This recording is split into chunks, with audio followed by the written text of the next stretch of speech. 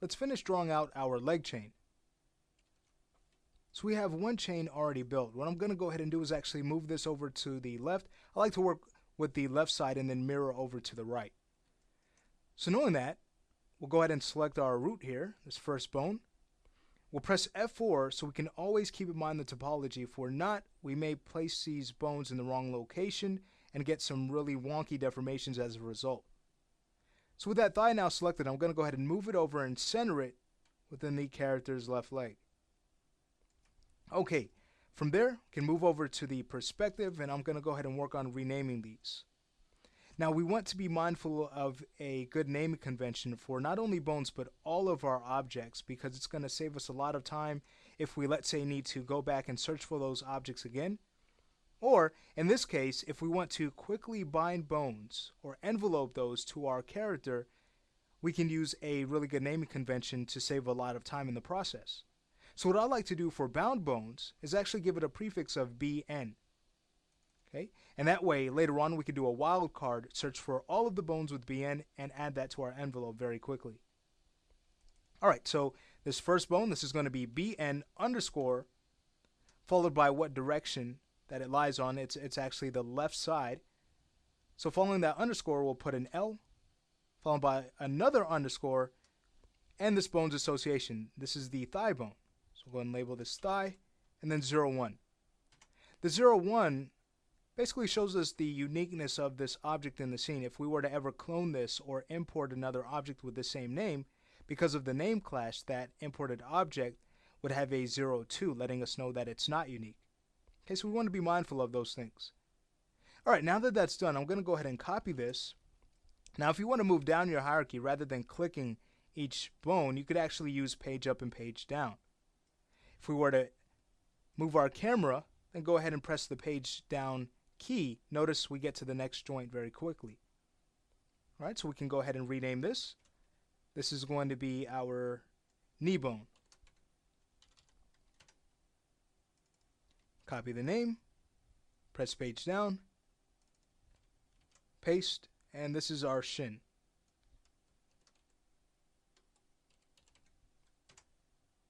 All right, from there we can copy that, move our camera, press page down, paste, and this is ankle. All right, now when we get to the next bone, this is actually not going to be bound to our character. Instead, what we're going to do is actually clone a bone from this and bind that or envelope that to our character. That extra bone is going to serve as our toe bend. Okay, so this is going to be a way we can very quickly establish a nice toe bend rig. And we're actually going to be getting to that very shortly. So knowing that, I'm actually going to label this bone here, instead of BN, I'll give it a prefix of JDRV for joint driver, letting us know that it's actually driving something else. And for its actual name, that's going to be ball 01.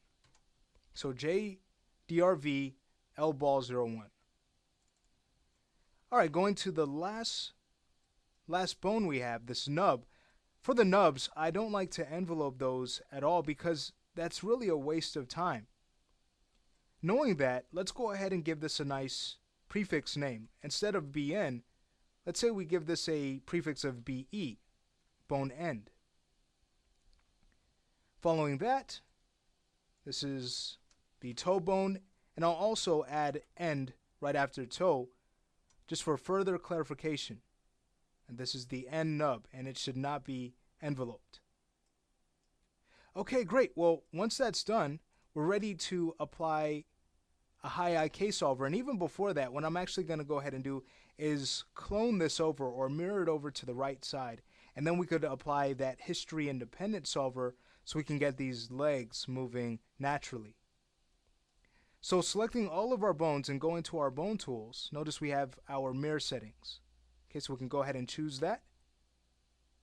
And if you notice, we have some nice tools for either mirroring across, okay, and we know that it's the x-axis we'd like to mirror across, looking at our, not only at our manipulator, but also at the the axis in our scene, the axis tripod.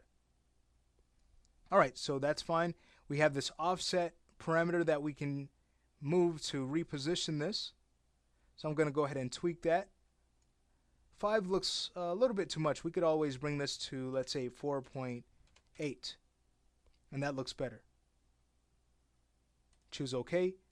If it's still not aligned totally or perfectly within your character's leg, go ahead and move that root and reposition that if you need to. But I think the value that I put in works well here.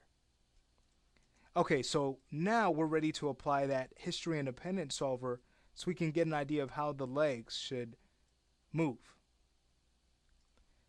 Okay, so doing this, we'll select our left thigh, start with it, hold down Alt, right click, and get to our high IK solver.